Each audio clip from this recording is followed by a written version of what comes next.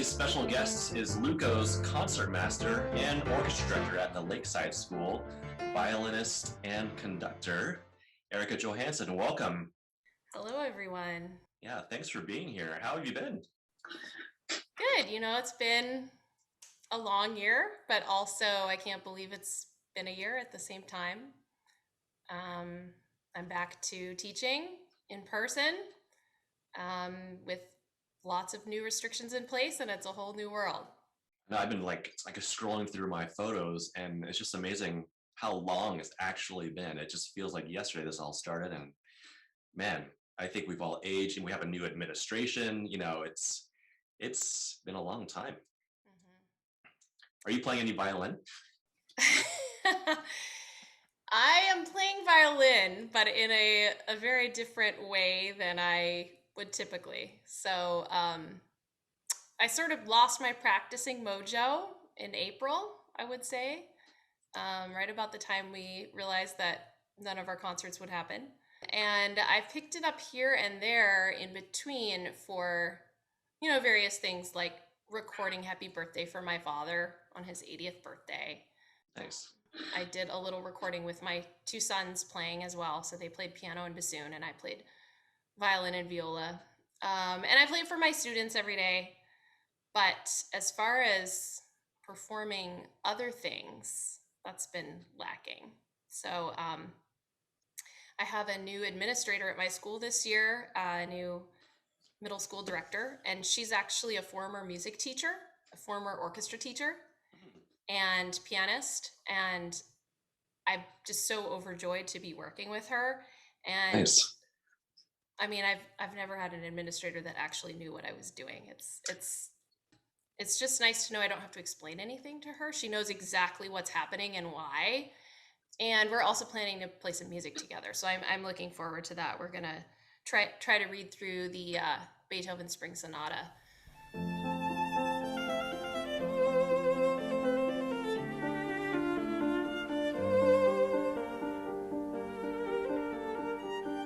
Okay, first up, we have cellist Terry Cook performing Be Thou My Vision. She accompanies herself on the a cappella music app.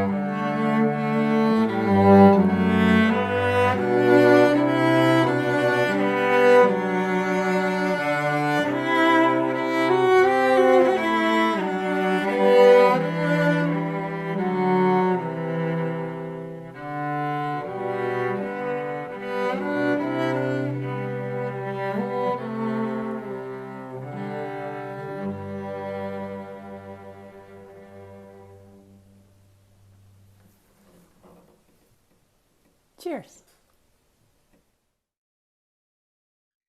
I was looking back at all these photos from orchestra performances and cramming all these musicians on a stage, and how used to being tight in small spaces. Musicians, we're gonna have to change some of this stuff, I think, in the future. Don't you think? For sure. I was just telling my students, there's a tradition we have at Lakeside at the end of the year. We play a song called Fiddles on Fire. And it's just a really easy grade level 2 piece that I teach to all my students, and they look forward to it at the end of every year.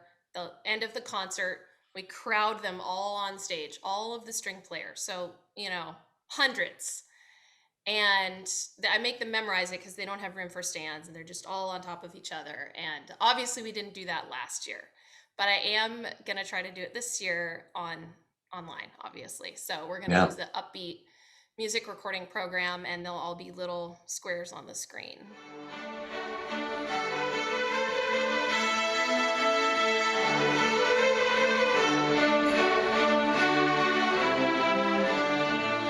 All right, our next performer is Jenny Bear. She's a member of our percussion section, but she also doubles as a piano technician. And she said she played the C major prelude from the Well Tempered Clavier on every piano she tuned before she started getting going on it. And she never got tired of playing it. She just loved the piece so much, and she likes what it sounds like on a mallet percussion instrument. Hope you enjoy.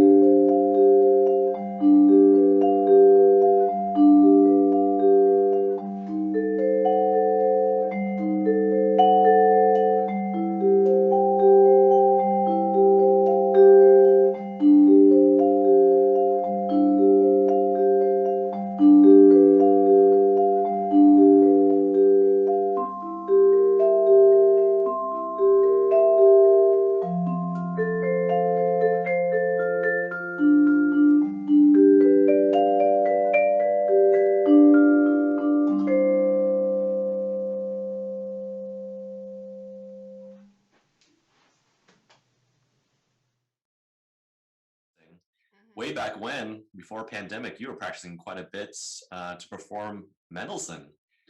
So Mhm. tell us a little bit about playing this concerto with this orchestra with a friend of yours. How did this come to be? Well, I work with Ensei, Dr. Ensei Ekpo at Lakeside. He's my band colleague, and we have a great working relationship. He's a very driven person, and somehow he found this connection to this orchestra in Bulgaria. And he went, I think the first year he was working at Lakeside, he went and conducted a concert there, and had a great time and built a great relationship with the musicians there. So he came back and he said, I want to go back in 2 years and have you come as my soloist and play the Mendelssohn. And I kind of thought he was joking, but he wasn't. So it happened. Um, and it was great because it was my first time really putting myself out there as a performer again in that in that way since having children. My kids are 12 and 9 now.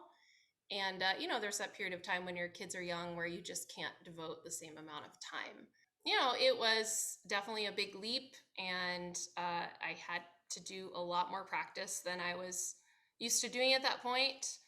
I struggle quite a bit with performance anxiety, so I wasn't sure how that would go. And I really got it in my mind that I wanted to try to conquer that as much as possible. So before traveling to Bulgaria, I performed a lot for my students in class. And I actually, probably the last 3 weeks leading up to it, I performed for somebody every day, the Nice. full concerto. So I just invited people to my house and asked if I could play for them. And I think that did help. It didn't, it never completely goes away for me, but that did really help. Um, and the trip itself was just amazing. I mean, Bulgaria, beautiful country. Sofia, the capital, is just gorgeous. Hmm. We were there in April. The weather was amazing, beautiful flowers everywhere, sunshine, sunnier and warmer than Seattle. And the people there were so welcoming. And it was just really fun to be somewhere completely new like that and learn about the people and the culture. And I'm still in contact with some of the musicians that I met there. And Nice. so, yeah, it's been nice.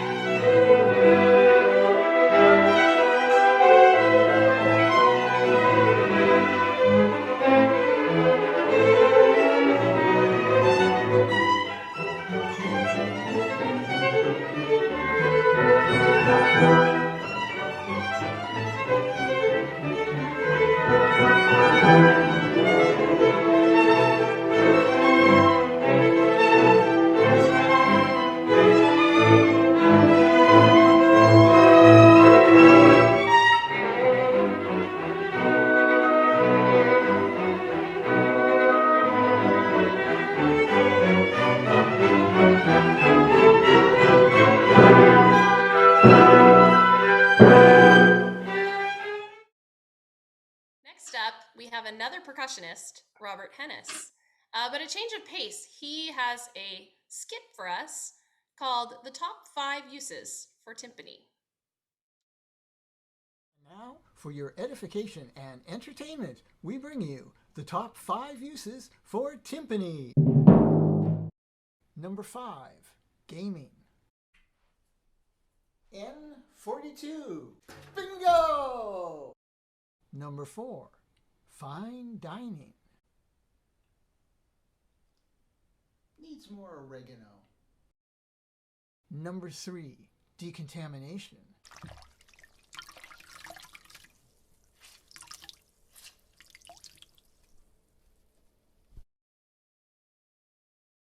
Number 2, enlightenment.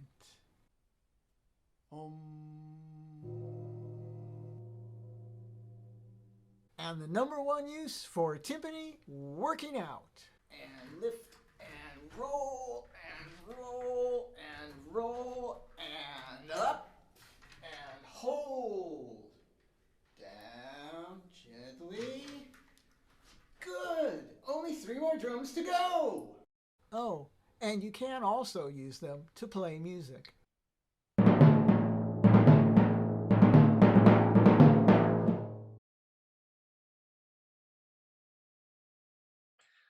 Well, speaking of you and Ensei, I seem to have discovered a rogue Instagram account that's called Attack of Fashion.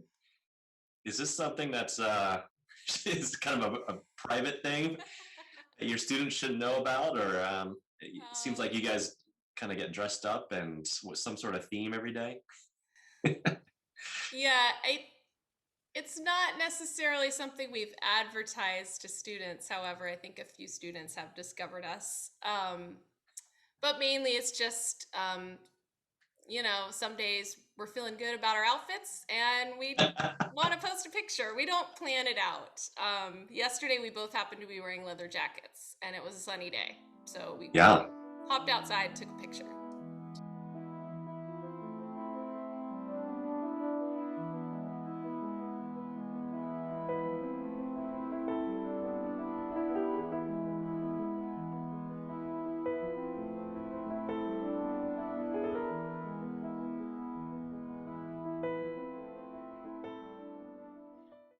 And now we have a special performance from husband and wife duo Hugh Jones and Leslie Petty. Hugh on guitar and Leslie on bassoon. They're going to play a song called It's You I Like by Fred Rogers. Enjoy.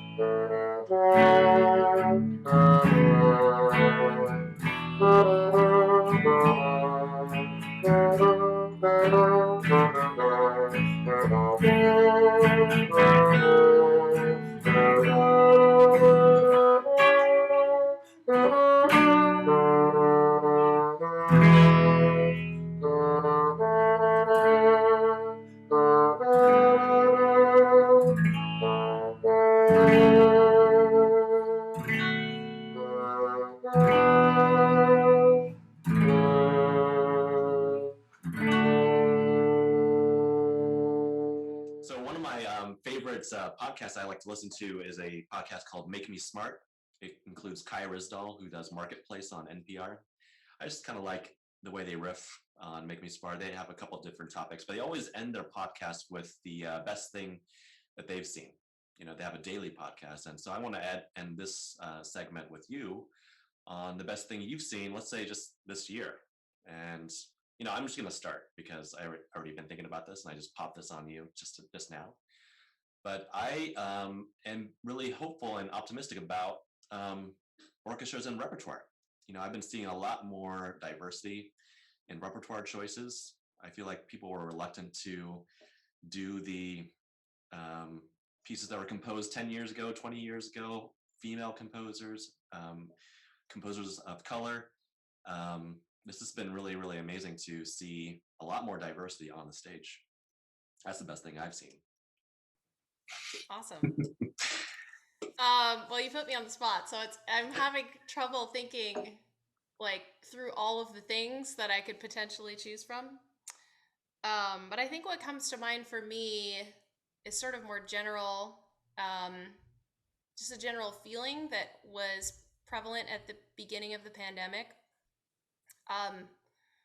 Sort of that time in March when everything seemed really dire and also the future was really unknown.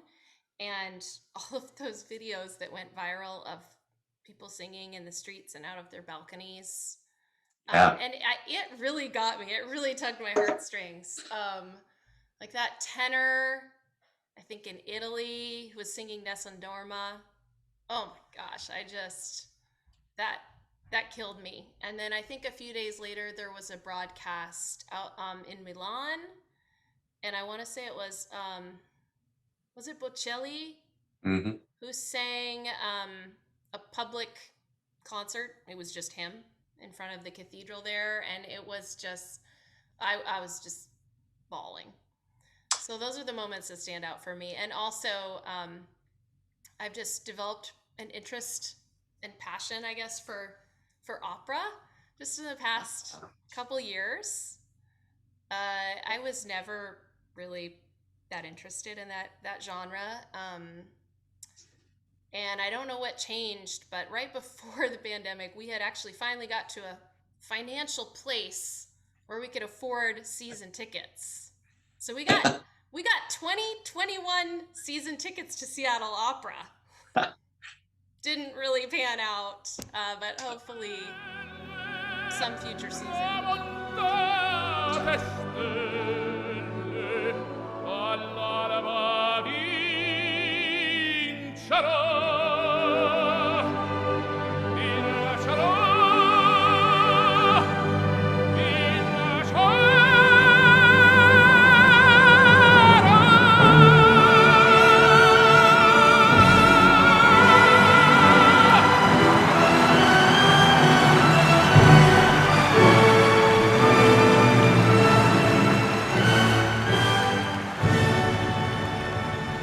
Next up, we have Pam McDonald and Brant Allen on violin, Nick Musser on viola, and Tim Janoff on cello, performing Beethoven's String Quartet, Opus 18, number 4.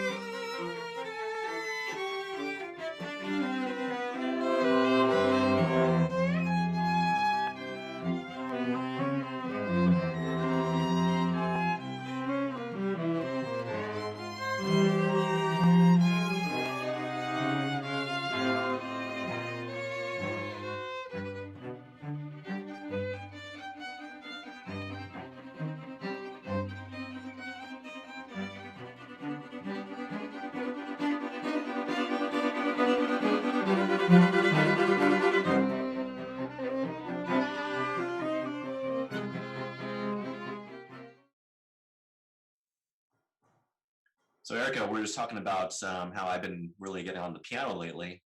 And so I'm going to share a little bit on this last segment.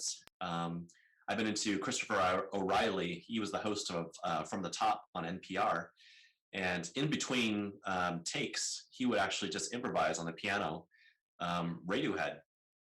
And of course, there are a bunch of, Tiger Moms and and classical music aficionados in the audience wondering what these pieces were, and he would say Radiohead, and everyone's like, "Oh, who is this Mr. Head?"